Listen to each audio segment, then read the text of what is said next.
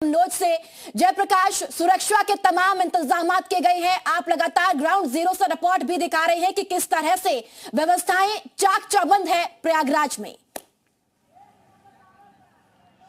बिल्कुल, देखिए, सुरक्षा की व्यवस्था की बात करें तो वाकई में पुख्ता इंतजाम है और सबसे बड़ी बात है इस कुंभ के अंदर क्राउड मैनेजमेंट देखा गया है और क्राउड मैनेजमेंट बहुत अच्छा है। और आपको बता दें कि बहुत सबसे बड़ी बात है कि यहाँ लोगों की बहुत ज़्यादा भीड़ को व्यवस्थित करने के लिए। चलिए हमारे साथ सर प्लीज़ आप आइएगा। सर पहले परिचय करा दीजिए हमारे दर्शकों को। मेरा नाम है ज्योतिषाचार्य आशुतोष वार्ष्णेय, तीर्थराज प्रयाग से ग्रह नक्षत्रम ज्योतिष। हमारे साथ ज्योतिषाचार्य जुड़ गए हैं, वो बताएंगे आज पौष पूर्णिमा का क्या महत्व है स्नान करने का। ये बहुत महत्वपूर्ण जानकारी देंगे। सर जरा हमारे दर्शकों को अवगत करेंगे पौष पूर्णिमा का स्नान, महाकुंभ का शुभारंभ, और ये कितना महत्वपूर्ण है स्नान। जी, आज की युवा पीढ़ी जो प्रश्न पूछती है कि कुंभ स्नान से क्या होगा, पौष पूर्णिमा के स्नान से क्या होगा, तो उसका वैज्ञानिक आधार है E = mc²। Energy can neither be created not destroyed, बस उसका फॉर्म चेंज होता है। तो जो संगम का जो तट है ये अक्षय क्षेत्र कहलाता है। अक्षय क्षेत्र यानी कि यहाँ पर 3 पवित्र नदियों का संगम है, गंगा, यमुना और अदृश्य सरस्वती। तो अक्षय क्षेत्र में इस प्रकार की एक ऊर्जा है कि उस ऊर्जा में जब हम लोग स्नान करते हैं, जैसे आज पौष मास की पूर्णिमा है, पौष पूर्णिमा पे माघ स्नान का शुभारंभ होता है। इसी के साथ साथ महाकुंभ जो 12 साल बाद और 144 चक्र पूरा हुआ है उसका शुभारंभ आज हो रहा है। तो इतना ये दुर्लभ मुहूर्त है। इस दुर्लभ मुहूर्त में आप देखिए कि यहाँ लाखों। मैं आपको रोकूंगा, दर्शकों के लिए महत्वपूर्ण जानकारी। ज्योतिषाचार्य हैं, बहुत मशहूर ज्योतिषाचार्य हैं, और वो आपको पौष पूर्णिमा के स्नान का महत्व बता रहे हैं, कैसे पुण्य की प्राप्ति होती है। ये बहुत महत्वपूर्ण जानकारी दे रहे हैं। जी देखिए, अगर हमको अपना भाग्य बदलना है तो उसका पहले वैज्ञानिक आधार समझना पड़ेगा। संचित कर्म, क्रियमाण कर्म और प्रारब्ध कर्म, 3 प्रकार के कर्म होते हैं। जैसे हम लोग का एक बैंक बैलेंस डिपॉजिट है, आपके पास करोड़ों रुपए हैं, खुदा ना खास्ता कभी आपको जरूरत पड़ी तो उससे आप अपना कार्य कर सकते हैं। तो एक हमारे पास पुण्य का बैलेंस होता है जिसको हम लोग संचित कर्म कहते हैं। उसमें से थोड़ा सा इस जन्म के लिए हमको मिलता है, जिसमें हमको जीवन में दुख भी है, खुशी भी है, कष्ट भी है। तो वो हमारा प्रारब्ध हो गया, प्रारब्ध हमारा भाग्य बनता है। अब हम लोग यहाँ की बात करते हैं क्रियमाण कर्म। क्रियमाण कर्म यानी कि वर्तमान का कर्म। आज देखिए वर्तमान के कर्म में लाखों करोड़ों श्रद्धालु यहाँ पर आ गए हैं।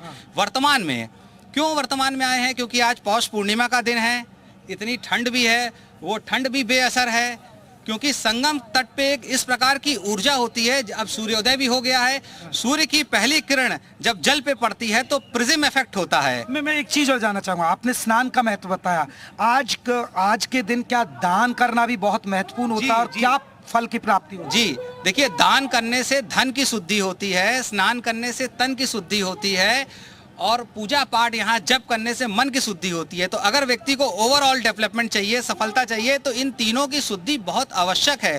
क्योंकि पौष पूर्णिमा पे इस प्रकार का ग्रह है, इस समय धनु लग्न का उदय हो रहा है, मंगल इस समय नीच राशि में है, शनि स्वराशि का है, देवगुरु बृहस्पति वृष राशि में आ चुके हैं।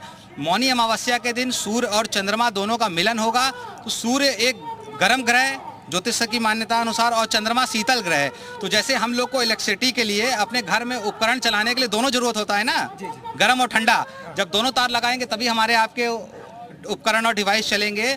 तो इस प्रकार जब सूर्य और चंद्रमा की ऊर्जा यहाँ पर मिलती है तो उससे हमारी रोग प्रतिरोधक क्षमता का विकास होता है, और जो 9 ग्रहों की रश्मियां यहाँ पर पड़ रही हैं उसका एक वैज्ञानिक आधार है। Man himself is a tiny solar system. अगर हम विज्ञान को पढ़ें तो ऐसे तो जो सोलर सिस्टम है वो करोड़ों प्रकाश वर्ष दूर हैं, लेकिन जो उसका एक प्रारूप, एक छोटा सा रूप हमारे अंदर है।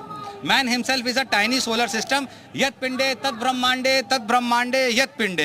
तो जो पिंड में है वो ब्रह्मांड में है, जो ब्रह्मांड में है वही मानव शरीर में है।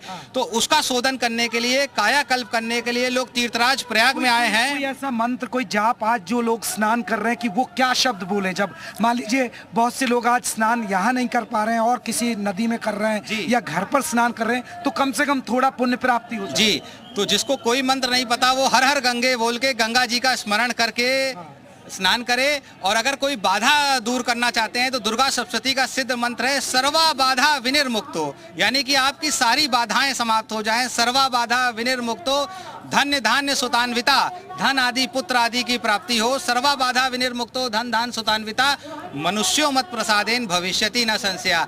यानी कि मंत्र बताता है अगर हमको संशय नहीं है तो ईश्वर भी तो दे ही रहा है। कभी कभी हम ही लोग को डाउट होता है कि पता नहीं गंगा मैया कल्याण करें कि ना करें, भगवान कल्याण करेंगे कि नहीं करेंगे। तो भगवान तो कल्याण कर रहे हैं, हमको अपना श्रद्धा का पात्र खाली करना है जिससे वो ऊर्जा को हम ग्रहण कर सकें। देखिए संगम नगरी पर हैं, ज्योतिषाचार्य हैं, और सबसे बड़ी बात है मैं आपसे आऊंगा, बहुत अच्छी चर्चा करूंगा। एक और मिनट में आपके पास आ रहा हूं। जो लोग महाकुंभ में स्नान करने नहीं पहुंचे उनसे पूछूंगा ज्योतिषाचार्य जी से कि वो क्या करें। महाराज जी आप कहाँ से आए बाबा? राजस्थान जिला नागौर। तो बजा दीजिए फिर हर हर गंगे के राम राम सा, राम राम सा, राम राम सा, राम राम सा, राम राम सा।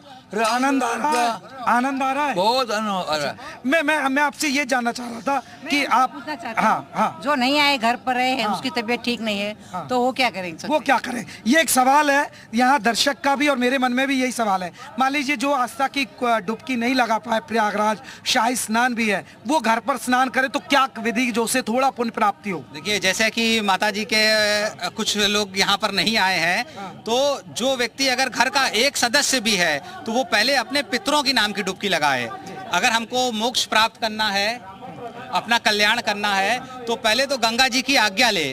आज महाकुंभ प्रारंभ हो रहा है, गंगा के तट पे आए, गंगा के तट को हाथ से स्पर्श करके गंगा जी से प्रार्थना करे कि मैं त्रिवेणी मैया आपके तट पे आया हूँ, मेरी मनोकामनाएं पूर्ण करिए, मेरे पितरों को तारिए, जो हमारे शरीर में कष्ट है उसको दूर करिए। और उसके साथ पहली जो डुबकी लगाई जाती है वो पितरों की लगाई जाती है, क्योंकि देवता भी तभी प्रसन्न होते हैं जब पितृ प्रसन्न होते हैं। तो जब हम लोग पितरों की डुबकी लगाएंगे, उसके बाद अपने लिए डुबकी लगाइए, अपने शरीर को शुद्ध करिए। उसके बाद जो भी आपके घर के परिजन हैं जिनका नाम आपको स्मरण है, तो आप यहाँ लगाएंगे। जैसे सिंक्रोनाइजेशन होता है मोबाइल और टेक्नोलॉजी में नहीं होता। चलिए ठीक है, आप सभी सहयोगी हमारे साथ बने रहिए, आगे भी आपसे जानकारी लेंगे और साथ ही साथ आप आगे भी तस्वीरें सभी दर्शकों के साथ साझा करिए।